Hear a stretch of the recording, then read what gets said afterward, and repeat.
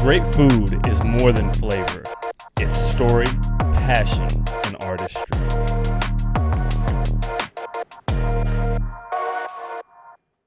Inspired by Netflix's Chef's Table, we set out to create a cinematic piece that feels handcrafted. Every frame designed to taste as good as the food looks. Let's go behind the scenes of this Amilinda project and look at how we lit, shot, and shaped this story to be something that became truly special.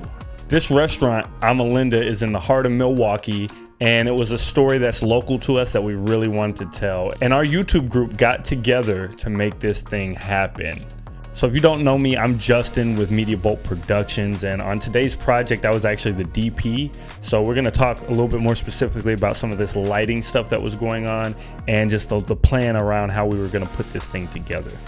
So in our pre-production, one of the looks that we really wanted to go for was the Netflix Chef's Table. So what I actually did is went on and I got a bunch of screen grabs from Chef's Table, some things that really inspired me, and started adding them to the Milano and put them in places that in the story that made sense and that we kind of wanted to do. So everything from the high angle shots to some of those tight macro shots on the food being diced were kind of inspired by Chef's Table and different episodes that I was looking at and pulling references from. So the flow of the day was essentially we were gonna get in, load in, and set up for our interviews first. And while we were setting up our interviews, we'd also go ahead and light the space for our first look, which was gonna be morning sunlight coming in through the windows and prep time.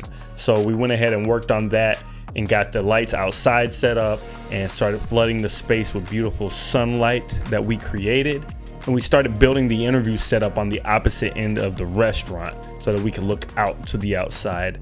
I really liked this. It created this warm, cozy feel and just really turned it into something special. So today I am rolling as first assistant camera, so I am currently building out the camera for all of our specifications. So my role as a first AC is primarily building cameras, making sure that all the technology of the cameras is working, settings are where they need to be, lenses are where they need to be. So if there's a lens swap, that's on me to make sure that that happens. If there's focus pulling on a shot, that's for me to handle. So those are kind of the major details of a first AC. All right, we're about to start the interview here with Chef Gregory at Amilinda. We are seconds away. We just set up. We have our B cam set up, our A cam set up. We're gonna be getting some nice sound bites here that we're gonna use for this piece. This is really gonna help us get grounded and immersed into his world. So our interviews, one of the keys to the interviews was that we are not gonna show the talking head that much throughout this thing. So we wanted to use that to our advantage. So we had our A shot, it was gonna be the wide that we were gonna cut to maybe one time.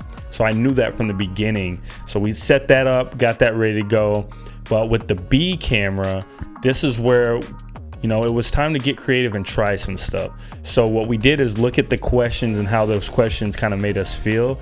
And I wanted to kind of move around with the B angle and get some different type framings that we could potentially use. And depending on how it worked out and what piece and what soundbite was really good, we would use, that. One of the things you can do is in between different questions that are being asked, just say, hey, I'm gonna move this B cam around. You gotta let everybody know, let the talent know before, let the director know, move that thing around, especially if you know whether they're gonna lie in the edit and how that's gonna work. So that's kind of how we approach the interview. Also, while we were at the interview setup, we were like, let's go ahead and get our hero shot. So this was built on the Dana Dolly.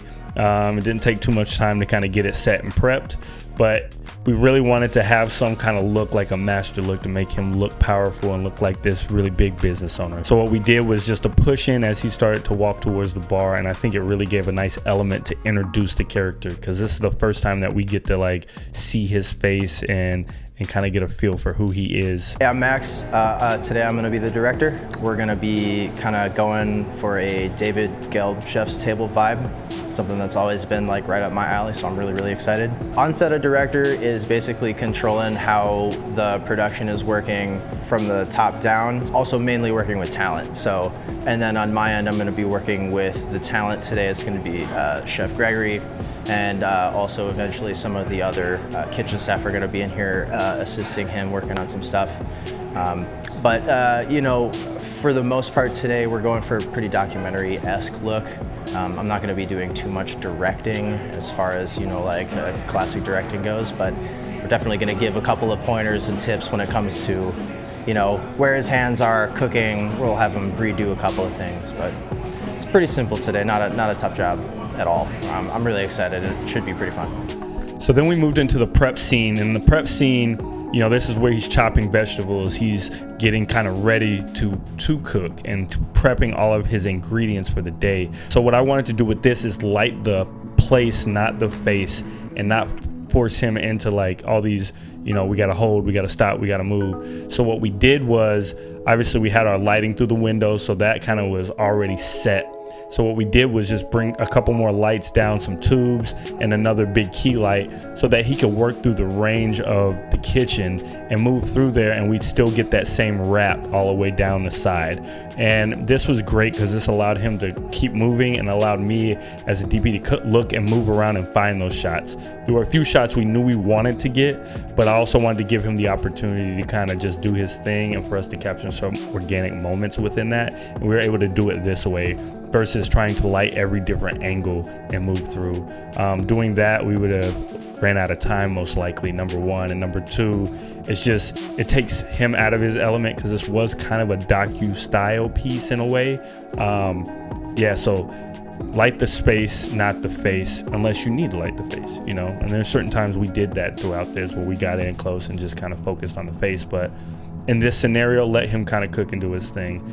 Then we were able to move into a couple macro shots that we had with some close-ups of him dicing and chopping. And this is where we kind of got in, and we already had everything set and lit the way that we really wanted to. So it was just kind of finding that angle and maybe bringing in a little negative feel just to kind of, you know, pull that back. But this was a really good opportunity for us to be creative with some of these cooking and chopping angles.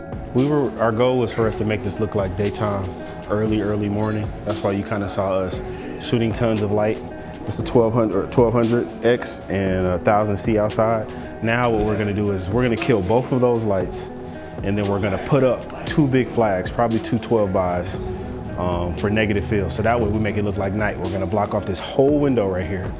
And then we'll probably have this 600 here shooting in with warmer colors, warmer tones, and then get freaky with the colors, you know what I'm saying? But that's the plan. We don't need nothing from the sun after this setup, but hopefully it's a little bit more clear as we go. All right, so we're now in the cooking scene. We're gonna try to steal a couple shots right here at the same time. So we've got an overhead rig currently running. I don't know if you can see this, but we can cut into it. We've got an overhead rig set up for the cooking, and we're also gonna be running a handheld close-up, getting slow-mo of the sauteing and the cooking happening, so we can try to get both of those shots done at the same time. Then we're gonna move into our wide shot, and then we're gonna do some crazy handheld epicness in the kitchen, and then we'll be moving on to service. The lighting setup for the cooking stuff was nice because, so once we blocked all the windows, it got rid of all that ambient light coming in from the outside. So this was a nice spot where we were able to just use some tubes overhead to kind of light him, and then we used a key light and kind of reverse keyed him from the back with some warm light to kind of push and situate those practicals that you can kind of see in the background. But we had a key light that was basically reverse keying him from the side while he was cooking to kind of bring some more light into that space. And yeah, it really made for a beautiful kind of look and intimate look, like he's in his own kind of like, you know, corner cooking. And I really like how that turned out. So after the cooking, we went right into service. We're gonna roll while you finish everything, so if you could wait just a second, and then we can do that. This is the one where he's gonna put the plate up and then walk away, and it's gonna hit the bell. Yes. So then it's gonna be the ending shot. Okay. Hold for just 1 second here. We actually did the shots of the close-ups of the food before he serves, and then him ring the bell all at once. We knocked those out, lit that the way that we wanted it, and then we moved on to the one-take shot, which ended up being the last kind of sequence, getting the one-take shot, and then some of those intro shots for coverage right at the end of them eating. and you know, it was great. We were able to kind of get everything done in one day, which I was super impressed with our team and how everybody kind of worked together on this. We're super thankful for Chef Gregory at Amilinda allowing us to come in and be a part of his space, and our team just did a great job. It's a wrap. Wrap, baby. It's a wrap. Thank you guys so much. Man, that's how it's made. I can't tell you how it's made, but I can show you how it's made.